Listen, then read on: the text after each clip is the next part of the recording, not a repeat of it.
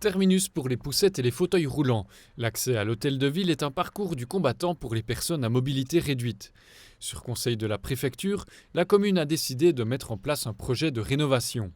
Pour faciliter l'accès aux personnes, au lieu de descendre les escaliers, remonter, chose qui est difficilement accessible, nous allons effectuer une passerelle avec un ascenseur qui va partir à l'étage ici, et puis on pourra atteindre à tous les niveaux, que ce soit le rez-de-chaussée, le premier, le deuxième, avec cet ascenseur, ce qui permettra que toute la population puisse atteindre facilement l'administration communale.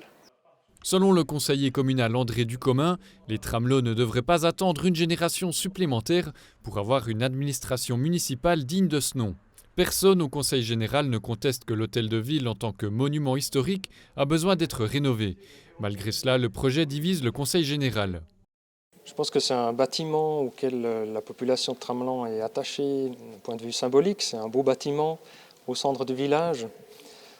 Ce qui m'a convaincu, c'est qu'on fasse enfin un accès pour les personnes à mobilité réduite. Je crois que ça, c'est vraiment une priorité absolue.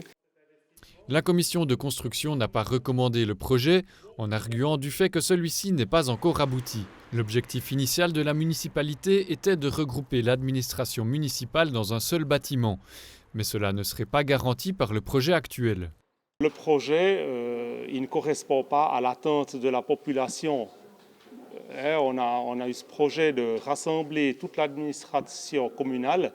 Et puis là, on va planter, actuellement, on a un budget de 2,5 millions, mais à mon avis, on va facilement gicler à 3 millions avec les aides prévues, et ne toujours pas rassembler cette administration.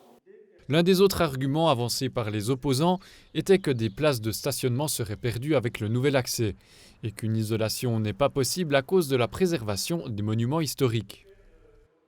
À l'origine, le bâtiment appartenait aux ouvriers de l'usine d'horlogerie qui était située dans le bâtiment annexe. Le projet de rénovation consiste à rénover complètement le bâtiment. À l'étage supérieur, il est prévu d'y construire la nouvelle salle du conseil général. Les opposants au projet auraient préféré démolir ce bâtiment. Ce bâtiment-là, il est en très mauvais état.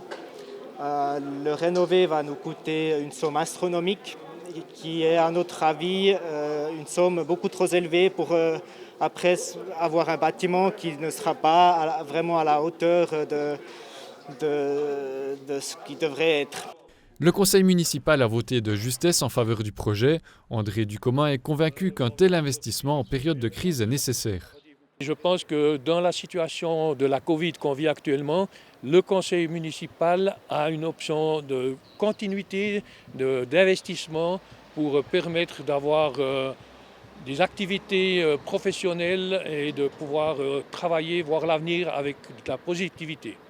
L'électorat pourra se prononcer sur la rénovation le 13 juin.